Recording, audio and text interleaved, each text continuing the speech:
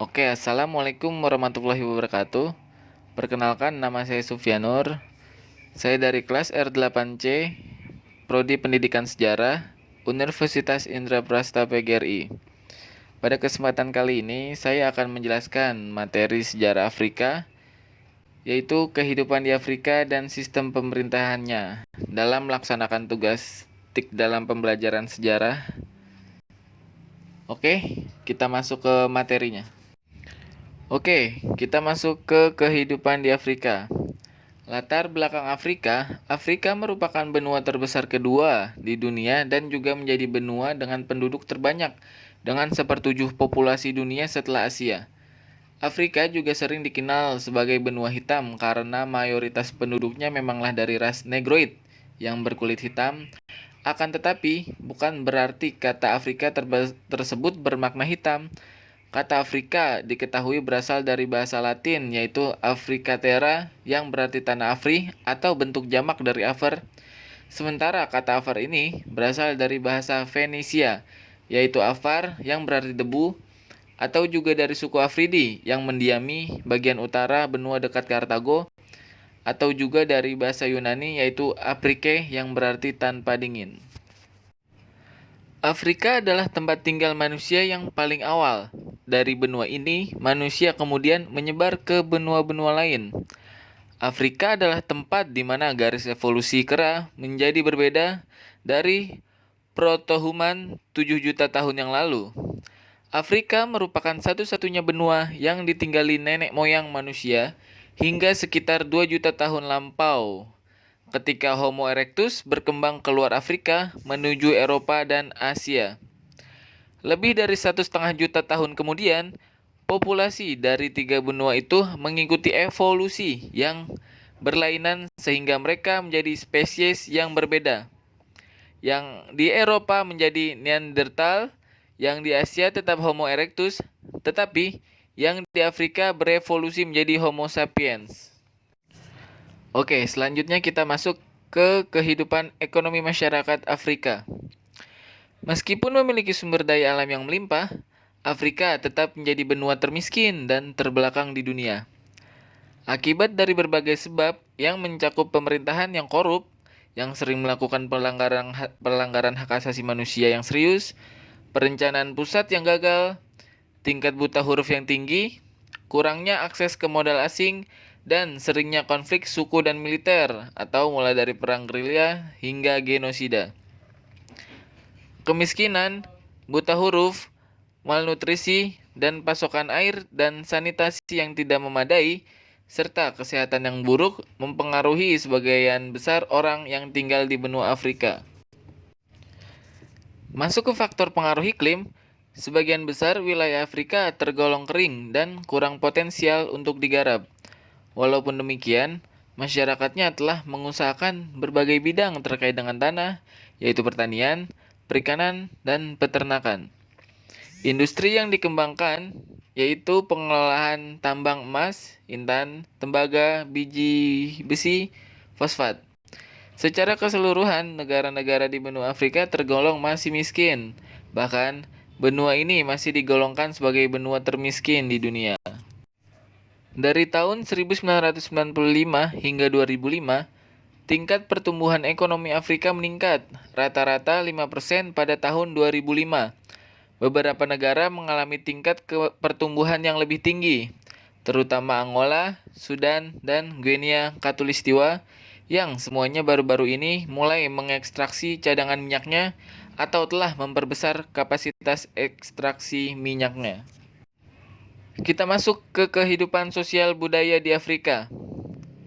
Bisa kita lihat, tentang keadaan sosial budaya di benua Afrika tidak lepas dari suku, agama, dan bahasa yang ada di Afrika. Penduduknya dominan berkulit hitam, dengan ras Negroid yang terpecah menjadi sebuah suku. Mayoritas penduduk Afrika beragama Islam dan Kristen. Islam mayoritas dianut oleh penduduk Afrika bagian utara, dan Kristen mayoritas dianut oleh penduduk Afrika bagian tengah. Kita lanjut ke pendidikan di Afrika.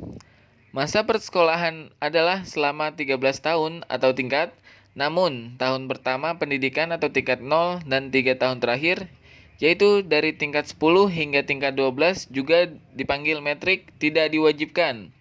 Kebanyakan sekolah dasar menawarkan tingkat 0, tetapi tingkat ini dapat juga dibuat di TK.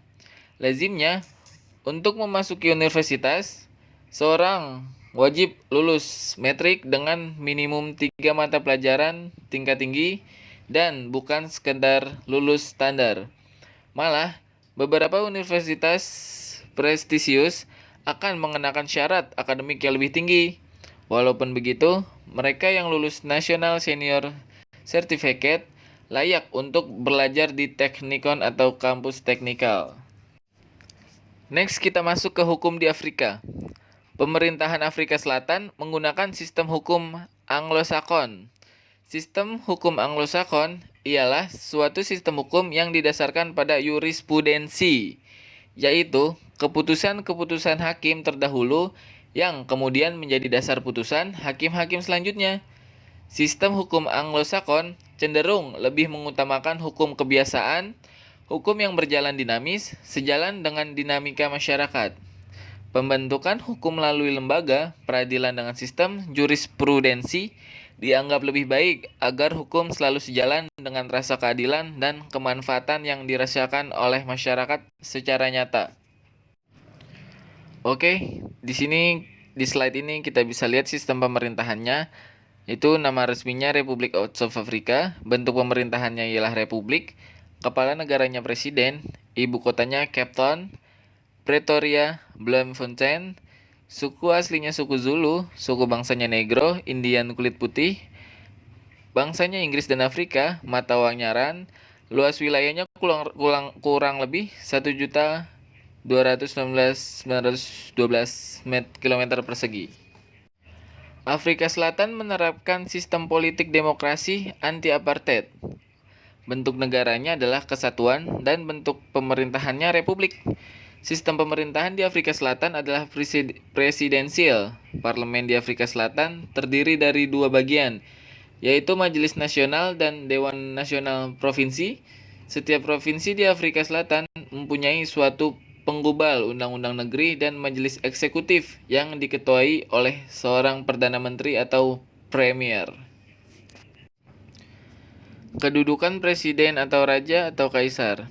Bisa kita lihat di slide ini. Presiden Afrika Selatan memegang dua jabatan, yaitu sebagai kepala negara dan juga kepala pemerintahan. Ia dipilih sewaktu Majelis Nasional atau National Assembly dan Majelis Provinsi-Provinsi Nasional atau National Council of Provinces bergabung. Lazimnya, presiden adalah pemimpin partai mayoritas di parlemen. Kita masuk ke kedudukan DPR atau parlemen. Parlemen di Afrika Selatan terdiri dari dua bagian, seperti yang sudah dijelaskan tadi, yaitu Majelis Nasional dan Dewan Nasional Provinsi. Majelis Nasional adalah majelis rendah dari Parlemen Afrika Selatan yang terletak di Cape Town, Western Cape Provinsi. Ini terdiri dari tidak kurang dari 350 dan tidak lebih dari 400 anggota. Hal ini dipilih setiap 5 tahun menggunakan daftar partai perwakilan proporsional dari 9 daftar provinsi, sisa separuh dari daftar nasional untuk memulihkan proporsionalitas. Majelis Nasional dipimpin oleh seorang ketua dibantu oleh wakil ketua. Dewan Nasional Provinsi adalah dewan pemerintahan yang berbeda di tingkat provinsi. Sistem pertanggungjawab menterinya, Afrika Selatan menggunakan kabinet presidensial, di mana kabinet presidensial adalah suatu kabinet yang bertanggung jawab atas kebijaksanaan pemerintah dipegang oleh presiden. Presiden merangkap jabatan sebagai kepala pemerintah, sehingga para menteri tidak bertanggung jawab kepada parlemen atau DPR, melainkan kepada presiden. Di slide terakhir yang akan kita bahas kali ini, kita akan membahas sejarah politik apartheid di Afrika Selatan. Bermula dari kedatangan bangsa Belanda dan Inggris di negara tersebut, yang perlahan mulai menguasai negara itu, sehingga terjadinya politik atau kebijakan apartheid, yaitu politik perbedaan ras atau warna kulit antara orang kulit putih Eropa dengan orang kulit hitam Afrika. Pada saat itu, orang kulit putih dianggap memiliki setara lebih tinggi dibanding orang kulit hitam sehingga menyebabkan banyaknya terjadi penindasan dan ketidakadilan terhadap ras kulit hitam. Politik ini juga menimbulkan banyak protes dari bangsa atau ras kulit hitam. Di antaranya adalah organisasi ANC atau Kongres ANC yang dipimpin oleh Nelson Mandela pada tahun 1961 hingga akhirnya politik apartheid pun dihapuskan. Baik, mungkin itu saja tugas atau materi yang dapat saya jelaskan atau yang dapat saya sampaikan. Kurang lebihnya mohon maaf. Wassalamualaikum warahmatullahi wabarakatuh.